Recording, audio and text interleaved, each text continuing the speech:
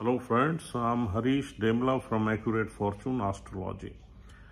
दोस्तों, कन्या लगन में आगे बढ़ते हैं और देखते हैं यदि बुध देव नवम भाव में आ जाए तो हमें क्या फल देंगे। देखिए दोस्तों, नवम भाव किसी भी चार्ट में ये एक ट्राइन हाउस है, बहुत ही ऑस्पिशियस है। इसका संबंध हमारे भाग्य से है, हमारी डेस्टिनी से है, हायर एजुकेशन से है और रिलीजियस एक्टिविटीज से है, हमारे पिता से है और थोड़ा हम फिलॉसफी से है और लॉन्ग ट्रैवल से है, ओवरसीज ट्रैवल्स वगैरह से है और एक बहुत बड़े एक्सपोजर से है। तो नवम भाव जो है वो काल पुरुष कुंडली में जुपिटर का भाव है और यहाँ अगर लगन का स्वामी आ जाए तो ऐसा माना जाता है कि ये इंसान भाग्यशाली है और डेस्टिनी की ब्लेसिंग्स इस पे हमेशा रहेंगी, यानी कि कोई ना कोई डिवाइन पावर की ब्लेसिंग्स रहेंगी ऐसे इंसान पे जिसका लगन का स्वामी नवम भाव में बैठा हुआ है। ये अलग बात है कि वो जिस नक्षत्र में बैठा हुआ है उसको भी देखना होता है। अगर नक्षत्र का लॉर्ड कहीं बिगड़ जाए, जिस नक्षत्र में ये बैठा हुआ है लगन का स्वामी बुध, तो कई अड़चने आती हैं, लेकिन फिर भी ओवरऑल अगर देखा जाए तो ये एक बहुत ही ऑस्पिशियस प्लेसमेंट है। दूसरा, यहाँ पर जो बुध है वो 10वें घर का भी मालिक है। तो अब 10वें घर में से हम जो चीज़ें देखते हैं, चाहे वो हमारा कैरियर है, प्रोफेशन है, सरकार है, सरकारी लोग हैं, या हमारा फादर की वेल्थ है, फादर की फैमिली है, सोशल स्टैंडिंग है, सोशल स्टेटस है, ये सारी चीज़ों में भी हम भाग्यशाली होंगे। और अगर लगन आ गया तो हमारी पर्सनालिटी है, हमारी मूवमेंट्स हैं, हमारी थॉट प्रोसेस है, हमारे एक्शंस हैं, हमारी लाइफ की ग्रोथ है, ये भी भाग्यशाली रहेगी हमारे लिए। अब यहाँ पर देखिए, सबसे पहले हम देखते हैं नवम भाव हमारे रिलीजियस एक्टिविटीज का भाव है।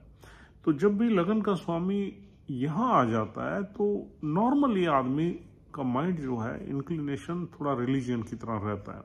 लेकिन ये मरकरी जो है, ये प्लैनेट हमारे लॉजिक का प्लैनेट है। ये प्लैनेट बहुत ही यूं कहना चाहिए कि सोच विचार का है और डिबेट का है और इंटेलिजेंस का है। तो यहाँ पर हम ब्लाइंडली या यूं कहना चाहिए कि हम फेथ जो है हमारा वो बेस्ड ऑन लॉजिक होता है, बेस्ड ऑन फैक्ट्स होता है। तो हम ब्लाइंडली या रिलीजन को फॉलो नहीं करते अगर मरकरी जैसा प्लैनेट यहाँ आ जाए। और वैसे भी काल पुरुष कुंडली में गुरु का घर, गुरु और मरकरी भी एनिमी प्लैनेट्स हैं, they are not compatible planets. हालांकि यहाँ इस चार्ट में, इस लगन में यहाँ 2 नंबर राशि है जो कि शुक्र देव की है। तो यहाँ पर इंसान इंजॉय करेगा, यहाँ बैठ के the native will enjoy the power of destiny and the support of almighty, this is for sure. लेकिन फिर भी अगर वो रिलीजियस एक्टिविटीज की बात करेंगे तो वो जहाँ पर उसको लॉजिकल लगेगा, जहाँ पर उसको यूं कहना चाहिए कि रीजनिंग लगेगी, वहां पर वो अपना फेथ या अपना रिलीजियस एक्टिविटीज में पार्टिसिपेट करेगा। वो ब्लाइंडली फेथ नहीं करेगा किसी भी फिलॉसफी में। दूसरी चीज ये है कि ये हायर एजुकेशन का घर है, तो हायर एजुकेशन के मामले में यहाँ इंसान को ब्लेसिंग रहेगी। इंसान कम से कम पोस्ट ग्रेजुएशन यहाँ पर करता ही है अगर ये वाला प्लैनेट यहाँ बैठ जाए, या फिर उसकी जो नॉलेज है वो काफ़ी एलिवेटेड रहती है। स्पिरिचुअल एक हायर फिलॉसफी भी आदमी यहाँ पर देखा गया है, उसमें भी घुसता है किसी न किसी फिलॉसफी में जहाँ पर उसको लॉजिक या रीजनिंग वगैरह मिल जाती है। और दूसरा, यहाँ इस भाव से हम देखते हैं इंटरनेशनल ट्रैवल्स। तो यहाँ बुध देव डेफिनेटली इंसान को इंटरनेशनल ट्रैवल्स में ले जा सकते हैं और आदमी का एक्सपोजर जो है दुनिया के दूसरे कल्चर को लेके भी अच्छा रहेगा। अगर इंसान विदेश में पढ़ाई करना चाहता है तो भी ये प्लेसमेंट बहुत अच्छी है, यानी कि higher education after graduation one can go for a higher study abroad किसी भी देश में। और दूसरा, अगर हम देखें तो मरकरी की जो इनकी लोकेशन है, मरकरी का जो एक किस्म से डायरेक्शन है वो नॉर्थ है। तो नॉर्थ की साइड में इंसान अपने घर से, बर्थ प्लेस से नॉर्थ की साइड में अगर जाएगा तो उसको सक्सेस ज़्यादा मिलेगी। और दूसरा, यहाँ पर हम देखते हैं हमारे पिता को। देखिए, पिता से इंसान यहाँ जुड़ा रहेगा क्योंकि 2 नंबर राशि मित्र राशि है और बुध देव जो है यहाँ पर 2 नंबर राशि में बैठे हुए हैं, तो पिता से जुड़ा रहेगा। अब यहाँ पर 2 नंबर राशि का इम्पैक्ट भी रहेगा। आदमी परिवार से भी जुड़ा रहेगा क्योंकि 2 नंबर राशि परिवार की भी है। आदमी की कम्युनिकेशन की भी है 2 नंबर राशि। आदमी की कम्युनिकेशन बहुत ही जबरदस्त होगी, उसमें बहुत ही लॉजिक भी होगा और उसमें मिठास भी होगा, और अपनी जो उसकी डिबेट करने की जो स्किल्स हैं वो ज़बरदस्त होंगी। ऐसे लोगों को बातचीत या किसी डिबेट में हराना बहुत मुश्किल हो जाता है, because they have the exposure of knowledge as well as communication skills, क्योंकि नवम भाव हमारी नॉलेज का भी है। तो यहाँ इंसान को नॉलेज भी अच्छी मिल जाती है और कम्युनिकेशन स्किल्स वगैरह में भी इंसान काफ़ी एलिवेटेड रहता है।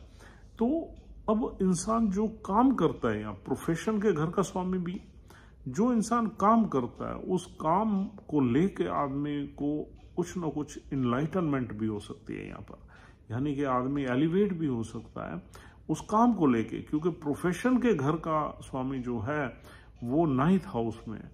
तो आदमी फिलॉसफिकल भी हो सकता है, उस काम को लेके इनलाइटन भी हो सकता है। तो यानी कि उस काम में आदमी बहुत इंटरेस्ट लेता है। बिजनेस के लिए ये प्लेसमेंट अच्छी है क्योंकि 2 नंबर राशि बिजनेस की भी है, और वेल्थ एक्यूमुलेशन के लिए भी ये जो प्लेसमेंट है एक्सीलेंट है। यानी कि शुक्र देव की साधारण राशि है और चंद्र देव की एग्जॉल्टेड साइन है, उच्च की राशि है।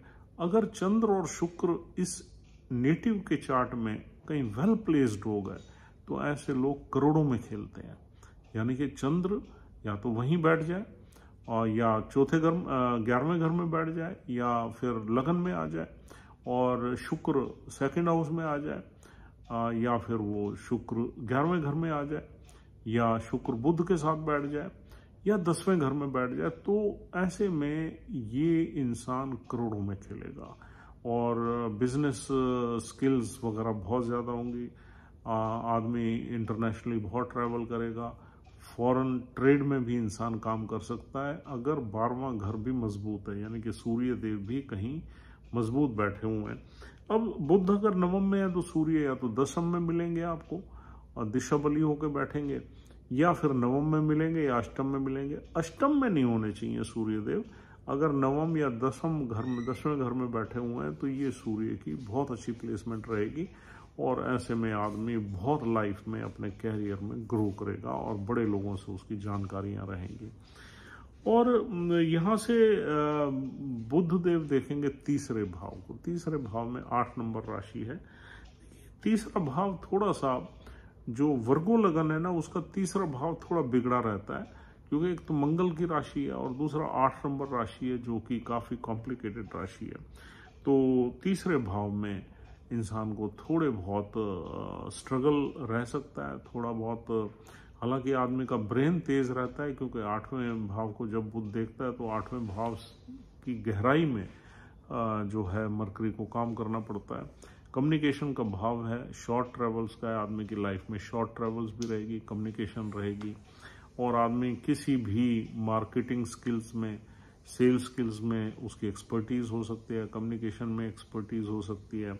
और इंसान जो है अपने पड़ोसियों से एवरेज रिलेशनशिप्स रहेंगी, और अपने छोटे भाई बहनों की भी केयर करने वाला होगा, और पड़ोसियों से भी चाहे एवरेज रिलेशनशिप होगी, लेकिन कोई ऐसे इसमें अगर मंगल की प्लेसमेंट कहीं बहुत खराब नहीं है तो कहीं ना कहीं यहाँ पर अच्छे ही रिजल्ट्स मिलेंगे। अगर मंगल नीच का ही बैठ जाए तो डेफिनेटली यहाँ पर थोड़ी सी छोटे भाई बहनों से या पड़ोसियों से आपकी लड़ाई झगड़े या छोटी मोटी बातों पे मनमुटाव रह सकता है।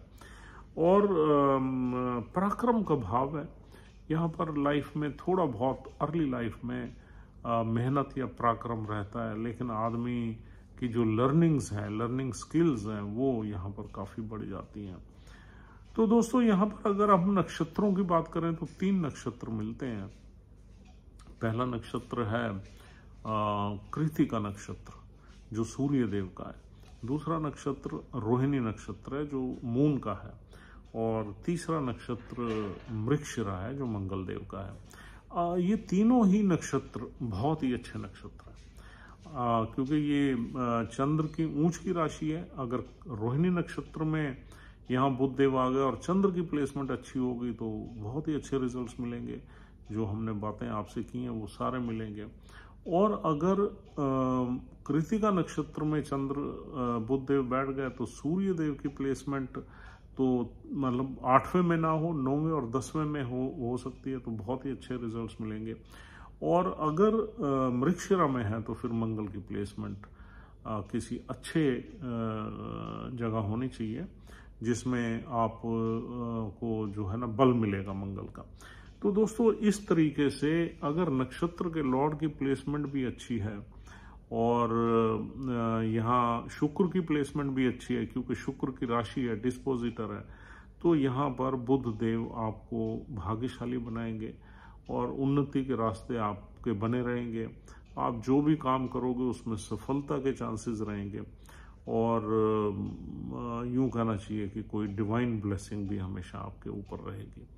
दोस्तों आज की वीडियो में इतना ही। कल आपसे फिर मुलाकात होगी। अगर आप हमारी वीडियोस को पसंद करते हैं तो हमारा चैनल ज़रूर सब्सक्राइब करने की कोशिश करें। और कल आपसे फिर मुलाकात होगी और बुध देव की नेक्स्ट प्लेसमेंट के बारे में बात करेंगे। Till then goodbye, have a nice time, take care.